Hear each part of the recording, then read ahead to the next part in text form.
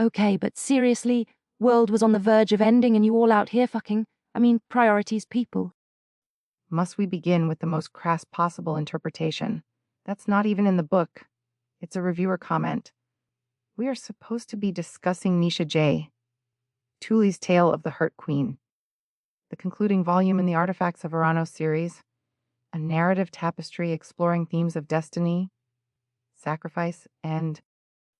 Oh, my God, put the thesaurus down. It's the last book. People are either crying tears of joy or throwing their Kindles across the room. Apparently, it's also a guide on how not to schedule your apocalyptic hookups.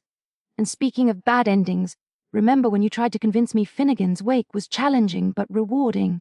Yeah, this is like that, but with more abs. That was James Joyce, a master of modernist literature, and entirely different from...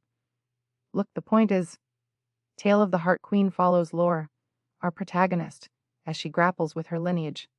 Immense power, and the impending doom she might be the only one capable of stopping. It's complex. Complex.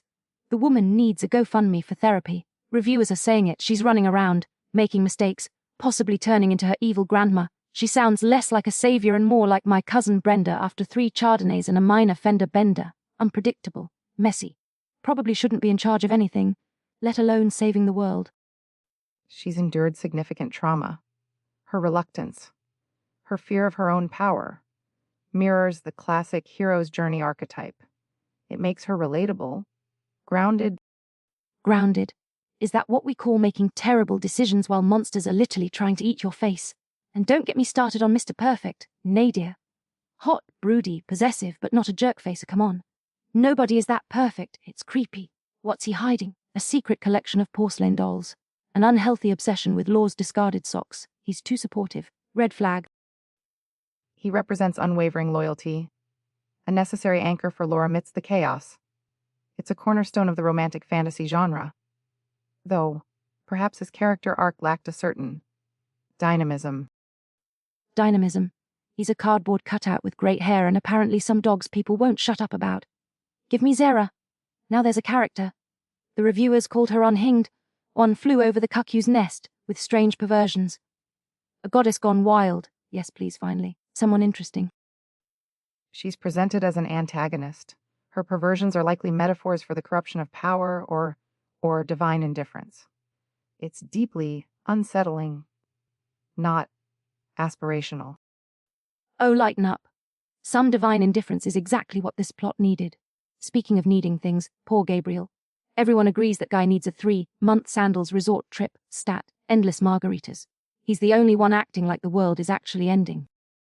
His exhaustion does provide a certain verisimilitude.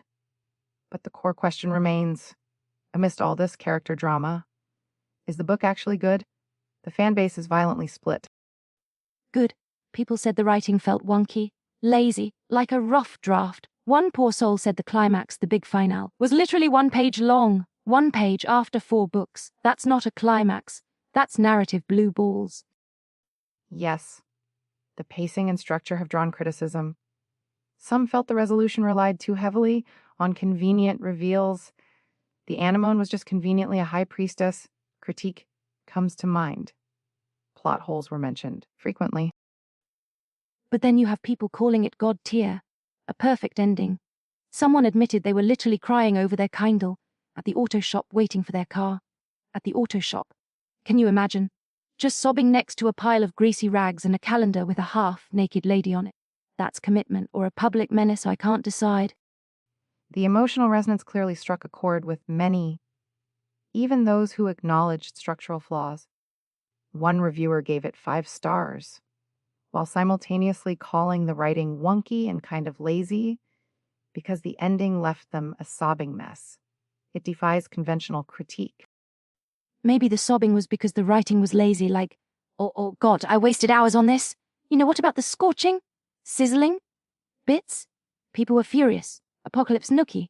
Is it ever okay? From a narrative standpoint, interspersing moments of intimacy amidst high stakes can heighten tension, underscore what the characters are fighting for, or even serve as a desperate affirmation of life. However, if poorly timed or excessive, It can shatter suspension of disbelief and derail the pacing entirely, which seems to be the contention here. Contention? It's hilarious. Okay, lightning round. If law were a sandwich, what would she be? I say a Reuben, messy, complicated, probably gives you heartburn, but some people are weirdly obsessed with it. Must we? Fine. Perhaps a tragically complex panini with layers of conflicting ingredients, pressed almost to the breaking point, served on slightly unevenly toasted artisan bread, representing the wonky prose. Whoa, even your sandwich is pretentious. Okay, final verdict time. Forget stars, let's use something fitting. Fitting? For this maelstrom of opinion? I suppose I give it 6 out of 10 conveniently appearing magic solutions. The emotional core attempted something profound, even if the execution faltered. Weak. I give Tale of the Heart Queen 3 out of 5 emergency therapy sessions for law, and maybe 1 for me after reading those reviews. Points for the unhinged goddess. Deductions for the one-page whimper climax and Mr. Suspiciously Perfect. Right? Well, that was illuminating. Join us next week, listeners, when we'll be dissecting the controversial novella Sentient Spatulas of Sector 7. Yeah, you won't want to miss it. This is Roxy Riot. And Dr. Alastair Finch. For Heartbook Radio, where the only thing higher than our standards is our tolerance for badly timed fictional hookups.